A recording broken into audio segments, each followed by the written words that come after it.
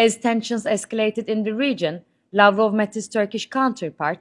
ቱርክ ቀጣዩን የሩሲያና ዩክሬን ጦርነት ለመፍታት ያስችላል ያለችውን የሰላም ውይይት ለማድረግ መዘጋጀቷን አስታውቃለች። አንካራ ለዚህ ዝግጅት ሁለቱን ወገኖች ለሰላም ቁርጠኛ እንዲሆኑላትም ውትወታዋን ቀጥላበታለች። ቀጣዩን የሰላም ንግግር ለማድረግ ሀገራቸው ዝግጅት ማጠናቀቋን የቱርክ ውጭ ጉዳይ ሚኒስትር ሃካን ፊዳን ተናገሩ።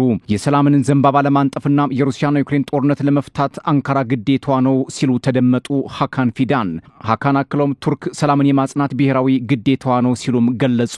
ሩሲያና ዩክሬን ባለፈው በቱርክ ኢስታንቡል ባደረጉት ንግግር እስከ 1000 የሚደርሱ የጦር እስረኞችን ቢለዋወጡም ጦርነቱ ግን በሁለቱም ወገን እስካሁን አልቆመም። ከ367 በላይ የሚሳኤልና ሰው አልባ አውሮፕላኖችን ሩሲያ በዩክሬን ላይ መጠቀሟ የሚታወቅ ሲሆን ይህ ድርጊት ከዋሽንግተንና ከበርሊን ተቃውሞ አስከትሎባታል። ትራምፕ ፑቲንን እብድ ብለው እንዲሳደቡም በር ከፍቶላቸዋል ነው የሚባለው። የጀርመኑ ቻንስለር ፍሬድሪክ ሜርዝም በዩክሬን ላይ የተጣለው የረጅም ርቀት የጦር መሳሪያ እገዳ መነሳትና የሩሲያን ጦር መመከት እንዳለባት መናገራቸው በሞስኮና በዋሽንግተን ብሎም በበርሊን መካከል የቃላት ጦርነት መፍጠሩ የሚዘነጋ አይደለም። የክሬምሊን ባለስልጣናትም ትራምፕ ከስሜት ላይ የወደቁ ስሜታዊ ናቸው ሲሉ መተቸታቸው ውጥረቱን ከፍ አድርጎታል። አውሮፓውያን በኪየቭ አስታከው ሞስኮን ለመውጋት ጣልቃ መግባታቸው፣ ሰሜን ኮሪያም ከሩሲያ በኩል መሰለፏ የሩሲያና ዩክሬን ጦርነት እንዳይቋጭ እንደ ገፊ ምክንያት ይቆጠራል ይላሉ የፖለቲካ ሊቃውንት። በሞስኮ ከሰርጌይ ላቭሮቭ ጋር ጋዜጣዊ መግለጫ የሰጡት ሃካን ፊዳን የዓለምን ሰላም ለመጠበቅ ቱርክ ትልቅ የቤት ስራ መስራት ትፈልጋለች። ፕሬዝዳንታችን ረሲፕ ታይብ ኤርዶሃን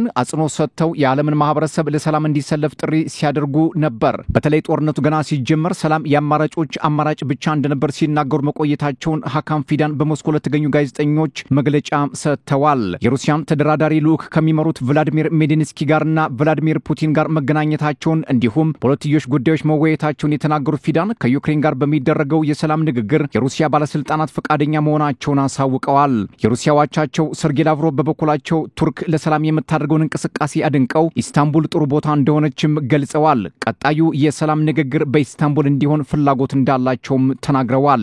በአሜሪካው ፕሬዝዳንት ዶናልድ ትራምፕ ጫና ምክንያት ኪየቭ ከሩሲያ ጋር መደራደሯ የሚታወስ ሲሆን የአውሮፓ አጋሮቿ ግን ሩሲያ ቀድሚያም የ30 ቀናት የተኩስ አቁም ስምምነት ያለ ቅድመ ሁኔታ መቀበል አለባት ሲሉ መከራከራቸው የሚዘነጋ አይደለም።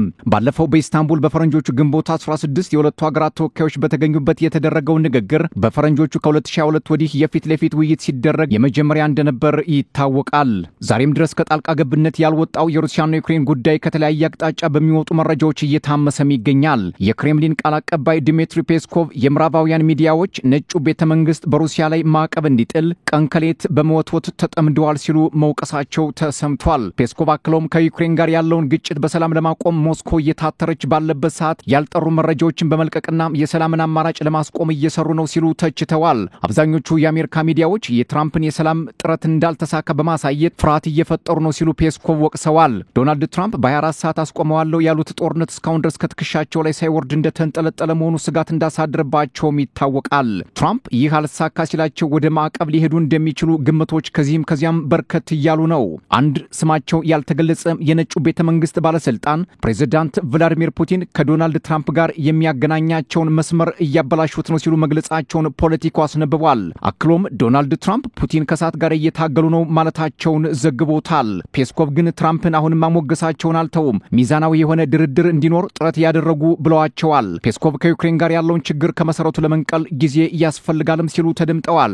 ከዚህ ጋር ተያይዞ የዶናልድ ትራምፕ በዩክሬን መልእክተኛ የሆኑት ኬት ኬሎግ የቀድሞ የሩሲያ ፕሬዝዳንት ዲሚትሪ ሜድቬዴቭ የጦርነት አማልክትን ጠሪ ወይንም ዋርሞንገሪንግ ማን ሲሉ መተቸታቸው በሞስኮና ዋሽንግተን መካከል ከባድ አለመተማመን እየፈጠረ መሆኑን አመላካች ነው ይላሉ ተንታኞች። ኬሎጊን የተናገሩት ሜድቬዴቭ በሩሲያና አሜሪካ መካከል የሚፈጠረው ውጥረት ወደ ሶስተኛው የዓለም ጦርነት ሊያመራ ይችላል ማለታቸውን ተከትሎ ነው። ይህ ሟርት ተቀባይነት የለውም ሲሉም ኬሎግ ሐሳቡን ነቅፈውታል።